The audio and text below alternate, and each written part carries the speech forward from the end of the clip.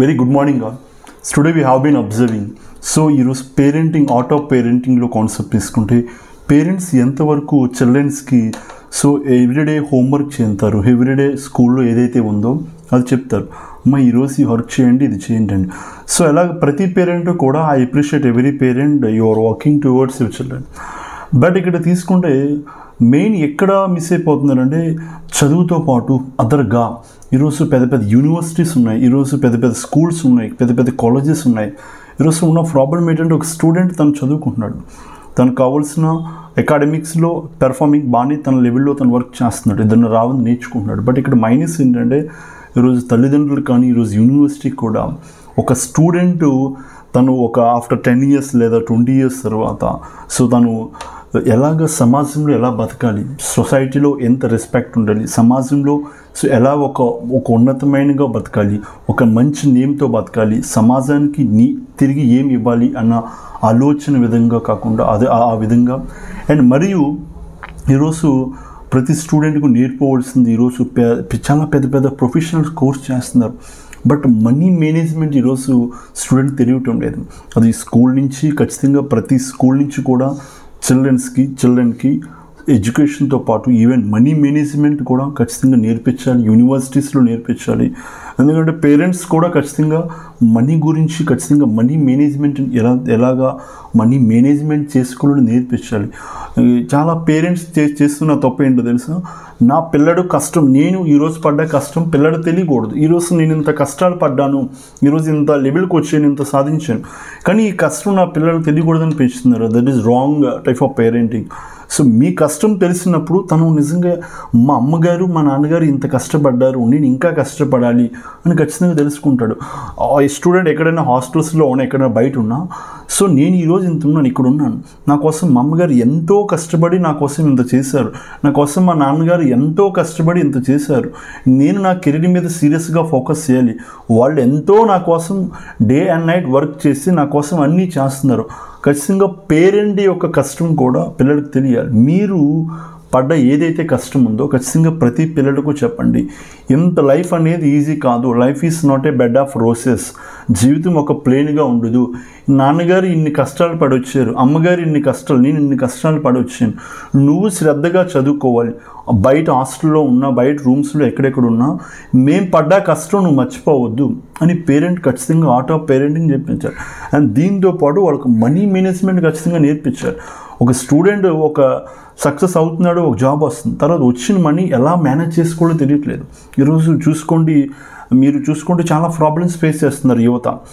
So చాలా credit cards అని, లేకపోతే ఈఎంఐస్ అని సరైన టైంలో ఇన్ టైంలో వాళ్ళకి మనీ మేనేజ్మెంట్ నేర్పించవలసిన బాధ్యత స్కూల్ మేనేజ్ది, అదేవిధంగా యూనివర్సిటీది, అదేవిధంగా పేరెంట్స్ది కూడా. ఎందుకంటే అల్టిమేట్గా తను సఫర్ అవుతున్నాడు. అండ్ తన పేరెంట్ కూడా ఆర్ట్ ఆఫ్ పేరెంటింగ్లో you need to tell how many struggles, how many problems that you have been facing since childhood. చిన్నప్పటి నుంచి ఎన్ని కష్టాలు పడ్డారు అవి కూడా ఖచ్చితంగా వాళ్ళకి చెప్పాలి. అండ్ ఈ మనీ మేనేజ్మెంట్ గురించి కూడా ఖచ్చితంగా చిల్డ్రన్కి చెప్పాలి.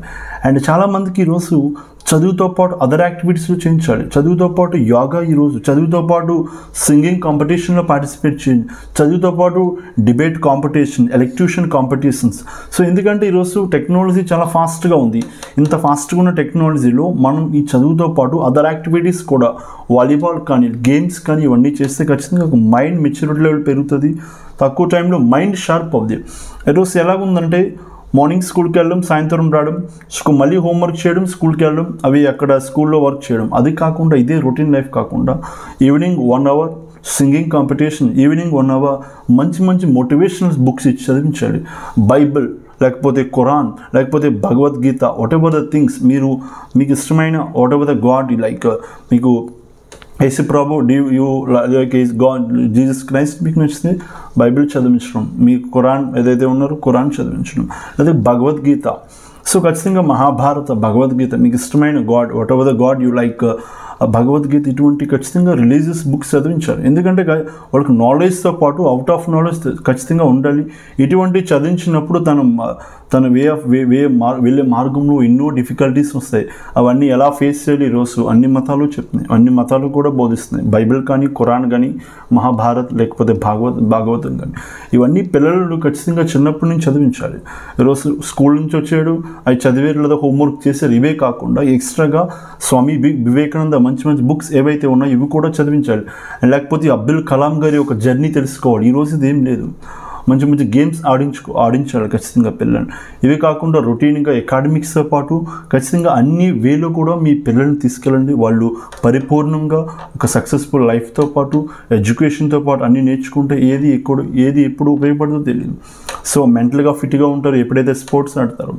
సో మానసికంగా అండ్ ఫిజికల్గా కూడా ఫిట్గా ఉంటారు. Mental fitness will come, physical fitness will come. And thought provoking కానీ, ఐడియాస్ కానీ ఇప్పుడు ఫాస్ట్గా ఉంటాయి. When you read about apart from the academics కాకుండా మిగతా వివేకానంద బుక్స్ లేకపోతే అబ్దుల్ కలాం గారి చరిత్ర చదివినప్పుడు వాళ్ళ మైండ్ ప్రొవైకింగ్, థాట్ ప్రొవైకింగ్ అని. సో ఇదంతా ఒక చక్కగా లైఫ్లో అన్ని నేర్చుకుని ఒక పరిపూర్ణమైన జీవితం గడపగలుగుతారు. ఈ విధంగా పేరెంట్స్ కానీ, యూనివర్సిటీస్ కానీ, టీచర్స్, స్టూడెంట్స్ కానీ వీరందరూ ఈ వేలో మంచి వేలో ఒక స్టూడెంట్స్ని చక్కదిద్దాలని కోరుకుంటూ థ్యాంక్ యూ సో మచ్ అండి.